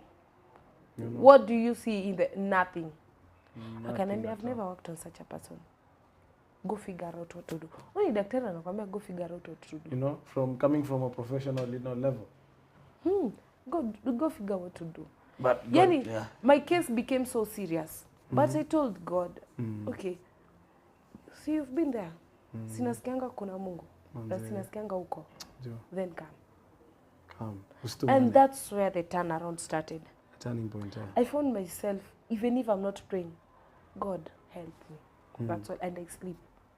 God, do this, and I sleep. And it happens, And instantly. bit by bit, I started getting out of that depression. Bit by bit, I would accept myself. When I feel like I'm overthinking, I will take a pencil. What am I overthinking? I write it down. What do I want in life? I wrote it. To a point, I was so cornered. I started writing. Ini kitu serious. I have my book somewhere. I did not come with it. I wrote a budget plan for 100 million. Hapo ndo life ilikuwa imenifikisha. I was like, leo nikipata 100 for real. Nitadu nini? I started doing budgeting. Ukachora hadi ukamaliza. For real. And I took a sticky note, put it on my book, and I wrote a dream to come true. Still some work in progress. Nikasema, it's either I work on this or this thing works on me. Right. I worked on that depression sincerely. And come to that was the last Sunday of 2024. I told God, do you know what? This is the end of this. You have to give me a word for my next year. I won't continue with depression. I've accepted my sister is gone. Of course. And she will never come back. So it's you work on me and let me be joy. I started even asking God, return the joy of salvation. You know, the joy. Just bring that. I'm called joy, so I need that joy in me. And I would make it a prayer every time. And when this thing would come to me and tell me, you know what, you'll die. Nayambia, I shall live. I started being positive over everything. Right. You know what, you're a failure. I'm not a failure. The level of positive things that came in me was so high. You know. And this moment I started believing in myself And manifesting. and manifesting things, it became easy. It became easy. Come January this year, God did it. God did it again. God did it. I came out of that depression. Wow. Ile enye tu nasikianga ASAP toka enda ni kama unafukuzwa toka. Tumeamka tuka, you know. Yeah. You feel, you know, some different type of energy, and I felt so good being out of there. Till today I can't think of overthinking. No. Wow. I better take that pen and write down. Impressive. What am I thinking? Writing down, Manze, ladies and gentlemen. It's it's crazy how we started this interview on a very high note, right? With all, you know, smiles and laughter. And and we brought it back, you know, to a different tone. And I know it has been, you know, an interview full of, you know, great insights. And first of all, you know, on behalf of the Gardner Live Show, I really want you to know that we are so sorry for your loss, right? Take heart, man. Celia. Thank you. Right. But we accepted. Yeah, as you said, true. Acceptance is, you know, Acceptance. the first, you know, weapon for that struggle. It's in a depression, you know. And depression, you know, deprives you of peace, joy, you know, that comfort, you know, that joyful, you know, serenity that you always have, you know. You get deprived of that. And you feel that you are so lonely, you understand? I even lack the correct words, you know, to put this out. But I know the millions of people who will get to watch this video out there, trust me, they'll get a difference.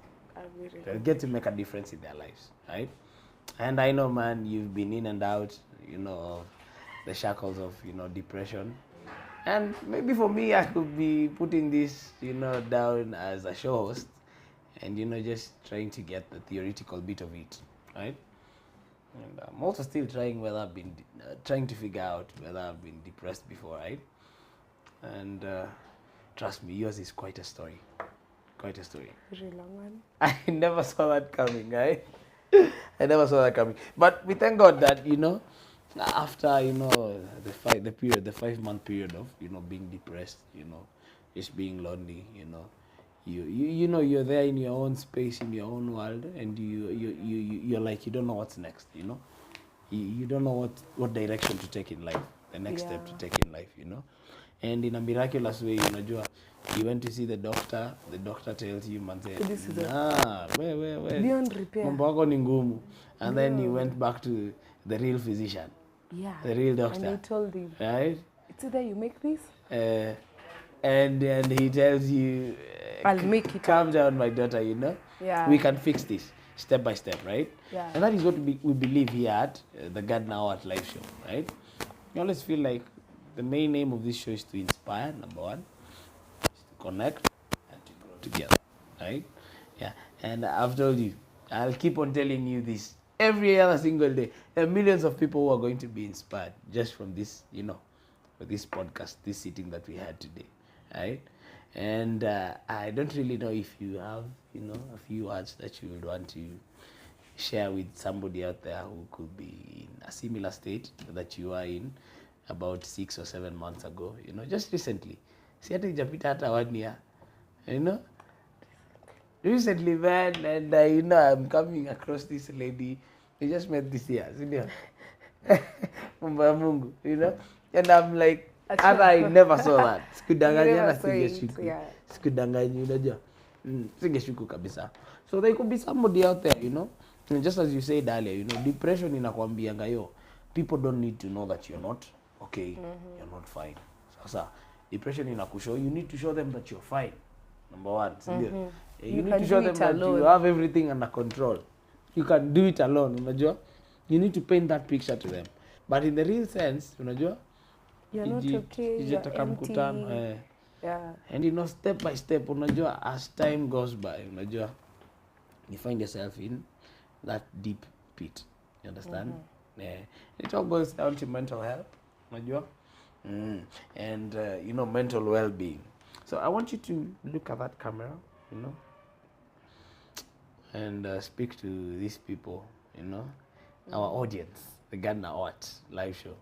You know, if there could be somebody out there who could be, you know, in that similar state that you were in 7 months ago, Cindy, or maybe they feel like they are just about to enter that state, you know, or that period of their life, you know, you can say something to them, and maybe you can turn this, you know, campus around. Cindy? Yeah. Yes. Okay, I'll start it from here. Depression and overthinking kills. And if you're going through such a thing, you better work on it. And first and foremost, accept yourself, accept who you are, accept what you want, accept the situation, and you can work on it easily. Most of the people who are depressed nowadays are the youths. And if you feel like you're very much depressed, you can't do things, you can't work on yourself, you can't walk alone, look for pillars in your life to stand on. Look for people who can walk the journey with you. Look for a person whom you can talk to and advise you, and most importantly, pray with you, or even be there for you in that process. One thing, depression comes with confusion, fear, a lot of things, lack of self-confidence, your self-esteem is down and everything. And you can work on this in a very easy way, even though it looks how hard and heavy on you. You can just accept it, work with it, be positive all around your life. Keep away negative people in that process. People who don't benefit you, people who don't bring energy, vibe in you, just keep off. Look for people who will encourage you and walk with you and be with you. Wow, amazing, ladies and gentlemen. What a way to bring this show towards the very end. Nakwambia is what we call great and timely words of insights, ndio. Mambo inachemuka kidogo, unajua kidogo hata ni serviette nikakumbuka ni ya kupanguza kikombe. It's just about to become emotional. Seriously. No, but oh, men don't cry, do they? Nalianga vibaya sana. Wakiachwa ama Hey. analianga wakiachwa hapa. But wanatafutanga safe space and then they cry, ndio. Safe space. You look for a safe space. And for every man, there is that one woman who has seen you crying. I swear. For every man. It could be your mom, it could be your sister, it could be your confidant. But I do feel like when a man cries in front of me, that's a turn off.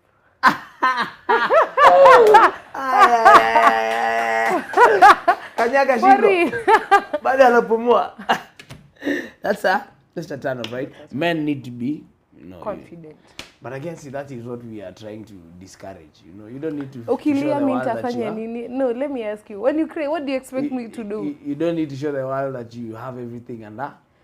There's a way you can bring that thing. Men, have supportive people beside you. Right. Mimi naweza lia mbele yangu naweza kucheka. Like seriously. I can laugh. But they're very badly. Don't Yo, what unajaribu? For real. No, you know, there's a way you can come and approach me calmly, and I'm like, wow, that's very sorrowful. You know. But I'm not encouraging a man to cry in front of a lady. Holy Ghost fire. That woman will make you'll be weak mbele home. Wewe tunakupeleka men's conference. Huyu ni men's conference, eh? Don't. Even As if you're as much emotional as you are, walk off. Do everything that you can, but don't. Endo jifunge kwa cholia. Don't cry. Alafu urudi ukiwa bold. You're solid. Yeah. You know? The only person who is allowed to see your tears, it's your wife. Like your wife.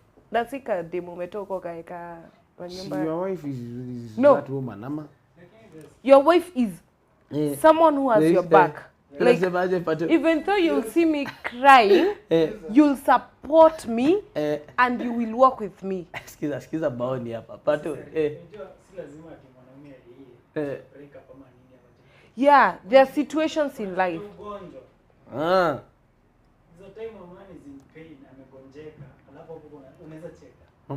No, that's why I've said the only person who can stand with you in those tears is your wife.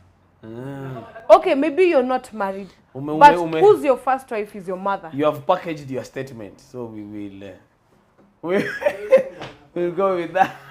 At the end anafa aone machos ile asiria na kwani when you have not seen men crying in church, kuna men wanalia church. They are in front of their father. Sasa still tears. Hapo sina shughuli na wewe. But it's still tears. Because even me, I'm crying to my father. Ati hapo ni heri ulie ukiwa hospitali. This kind of a person, these are the people who go to church with some intentions. Which intentions? You see, there's a saying that says, leave me at the altar with my father. That type of saying is, when I go to church, I don't go to meet with, I don't care what these people are saying. I'm there to deal with me and my father alone. Now let me surprise you. You know, sometimes it comes to a time, you know, as a human being, you know, you long for that human touch. You understand? That, you know, that human connection, right? Because in as much as we would not want to dispute the fact that God is there, Cindy, right? God is a spiritual, you know, being. You know, he's like a supernatural being. You know, almost something, some idea that you have, you can almost equate it to some idea that you have in your mind, right? If you can be, you know, comfortable enough to go and, you know, just, you know, lay down there and, you know, break down, you understand, and feel like it gives you some, you know, some relief, you know, while doing that. How about this human touch, this real human connection that we are having here, right? Here on earth, right here on earth. What's your take on that? There's a rule that's saying don't trust anyone. Jojo Bwana, I don't see us finishing this conversation. But anyway, ladies and gentlemen, it has been a fire show for sure. Wacha nimalizie hapa a few comments, if you can allow me. And then we play a quick game here, Sindio, before we come to the end of this show, Sindio. So, let me see. Actually, let's do the game. And then we read the comments. We read the comments first. Alright, as we get towards the answer, sir. So we had stopped at Beatrice. Beatrice alikuwa amesema love the topic, man. The show iko top. Boniface Muli nilikuwa nimesoma hiyo. Joy, you're doing well. Albright is my good friend. He's also my classmate way back 6 years ago bana. Pale St. Joseph's Boys, Kitale. National School. Umesikia jina National School. Lazima tuweke National alumni. Alma mater. Continue. Alma mater. Nikatoka huko nikaenda the university. Achana na hiyo. Kitambo ilikuwa the peke yake. Siku hizi ni the Catholic University of Eastern Africa. Kitambo ilikuwa the University of Nairobi. Yes. I thought it is the legendary. Kwea is also legendary. Trust me. So Albright says good job bro, thanks sana, nashukuru. Daniel Mutuku anasema great work man. Daniel ni ndugu yangu mzuri sana bwana. Leo tumeongea naye. He's some guy with a big heart, right? God bless you where you are. Sindio? anaitwa Davis Kabira. Davis Kabira pia ni classmate yangu bana. Do you still have contact? Are you still in contact with classmates that you read mulisoma nao primary school? Primary. Yeah, Primary. I have. This guy tulisoma naye primary school literally. Huko class 8, kwanza class 5. I have. Mpaka class 8 tukamaliza hapo hatujaipatana tena, but you know he still shows me You're still in contact. yeah, a lot of support. So yeah, thank you for that Davis Kabira. Nisijui kama ni daktari ama ni pharmacist, but I know he's in that line of profession. Hapo tu mahali. Pia pharmacist ni daktari. Is well, very much in order. Alafu akaongeza tena akasema Davis Kabira, the coach is dictating the style of play. Wapia coach. Radi umekubali. The coach dictates the style of play. Right? Now, hiyo conversation ndakuita tuendelee tena siku nyingine. Hatutamaliza hii show my dear. So we have Lily Wanjala is still tuned in. Anasema great insights. My son. Thank you very much. Keep it locked in order. Mustafa manze nashukuru sana. Thank you bro. Ni Ramadan si ndio? This is Ramadan period. Yeah. Ramadan Karim ndugu yangu manze. God awajazie neema si ndio? Tunasemanga God ni God. Kweli God kweli Allah. Allah awajazie neema siku zote. Si ndio? And of course a big shout out to all the Muslim brothers and friends watching my podcast today. Mubarikiwe sana. Si ndio? Well, ladies and gentlemen, it's a wrap with the comments. We want to bring this show to the very, very close. Nataka tufanye ka game kadogo hapa na Jojo. We get to know her quickly and then we call it a day. Si ndio Jojo? Yep, Jojo Pesa. Jo Pesa. Bibi ya Bishop. Baja hiyo ni kanisa. Hiyo ni huko nyuma tent. Sawa. Now Jojo, if your life was to be a movie, what would be the title?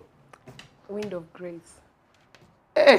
Bwana lakini you have a thing of starting, you know, what you do on a high note. But anyway, go to start. So Wind of Grace. That's a Christian movie, ama it's just a title that you have in your head, right? That's a title for my life. Like based on what Events, I've been right? through, yeah. You should write a book about that. Sema ulianza ku-write. On the way. Write a book about that, Wind of Grace. And then ukimaliza kuandika, come back here at the Gardner What Live Show. I'll buy the first copy. Nikuwekea autobiography. Ke signature hapo. Hiyo time unajua nitakuwa celeb. Hiyo time nitakuanga hata Usoro anajua. Si unajua Usoro? Hiyo time bwana tutakuwa we are making it, right? Yeah. So it's just a step at a time. So umesema Wind of Grace. Wind of Grace, ladies and gentlemen, we have it. Now, what is the funniest thing that has ever happened to you in public? Funniest, not most embarrassing. Funniest thing? So, we were money. Malisa. We were with this friend of mine kwa barabara. Kai, ushaona mimi mwenye unambongela siku huyo rafiki yako mtachapo kwa barabara juu kuchekelea watu. You'll understand. So actually we never knew this person is mentally challenged. Unaona hapa 33 ya Githunguri? Hapa stage. Tulitolewa siaka. Wacha. So ikakuwa is like you the two of you are the mad people. Na yako. The other guy said. Wallahi. Tulitolewa siaka. I went and nikahit mama alikuwa amebeba cabbage hivi. Yeah, that is funny. That has to be funny. Let it be. That was the most funniest since that day. That has to be funny. That has to be the funniest thing nimesikia leo. I've never ran that much. So he's like chasing you akiongelesha ama tu ni mbio. Yeah? Kaende. Penye niliachia viatu sijui. Goodness, man. Nilisimamia kwetu kwa nyumba kwa mlango nikiambia mfunga. Funga. Anyway. Everybody has their story to tell. Now, if you could swap lives with any celebrity out here, who could it be? What if it's not a celebrity? Celebrity si lazima akwe mtu Okay, tell us. What are you thinking? Let me say, if I will swap life, it's not a must akwe mtu social. Sindio? Kwa karibu kusema mimi, lakini sawa. No, I'm asking, is it a must akwe social? Si lazima. That will definitely be my spiritual dad. That man inspires me a lot. Holy Ghost, fire. Your spiritual dad. Oh, there's your dad and there's spiritual dad. Yeah. Okay. Wow. You want to shout out to give him a shout out? Yeah, obviously. Hey. Obviously. Piga shout out moja kubwa sana. I give a shout out to my spiritual dad, Foda. Apostle Russell. Hey. You bless me a lot and you're my role model. And you see in this life. It's just a matter of time. In this life. I watch this space. In this life, see there? Yeah. That's good. Keep it right there. See, spiritual fathers. So quickly, as we get to end this up, right? I want you to describe yourself with 3 words. Just 3 words. Describe yourself using 3 words. And jovial. Smiley. Ya tatu. Let me look for a right way to put it. Jovial. There's jovial. Smiley. Lovable. Oh, lovable. Jovial, smiley, lovable.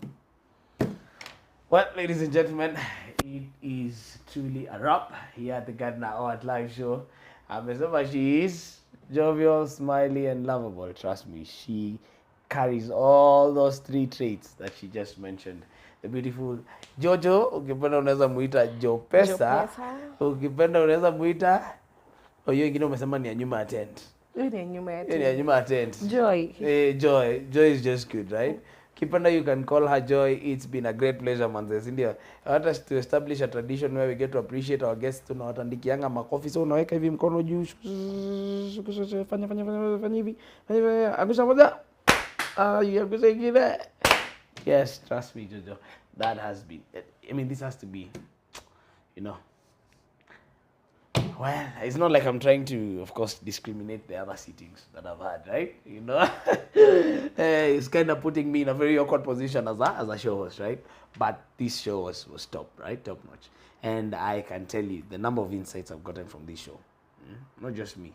I know millions of people out there who will get to watch this show, 5 years from now, 1 year, 3 months from now, trust me, they will get some impact in their lives. So thank you so much one more time for honoring this invite. You're very much welcome. And I'm looking forward to having you again on the show. Can't wait. Kitabu usikose kuandika. Ukirudi hapa bila kitabu utaka. I'll come. That 100 million budget. The next time I come, I'll come with it. Wallahi. Utasema nilikuwa jaba. Yeah, 100 million budget. In that budget, I bought my mom a car. Nikamnunulia shamba Well, ladies and gentlemen, you already have the secret. The fastest way to become a millionaire is to put it down on paper, number 1. And then number 2, you do what? You walk the talk. Of course, ladies and gentlemen, coming to you straight from Brimark Hotel alongside Eastern Bypass. Allow me to bring this very wonderful, exciting segment to the very end. And before I also get to do that, allow me to, of course, quickly remind you that they call me Super MC Gardner Award. And with all that having been said, that means I am a Super MC. If at all you have a wedding ceremony, you have a birthday party, uko na Rura show, you have a graduation ceremony, any ceremony that you have, right? I do both corporate events, right? And, social gatherings. Contact me at my, across all my social media platforms, and I know we'll get to do business. And on top of that, stay put, because I'll be surprising you with my newest business venture as soon as this week comes to an end. So I hope you'll support me. Tunasemanga siku zote, mkinishika mkono, tutaenda mbali si yote, si ndio? Of course, ladies and gentlemen, It is a wrap here at the Gardner Live Show. See you next time. Same place, same time, same energy with a different guest. It's been a great pleasure serving you today. See you around. Adios.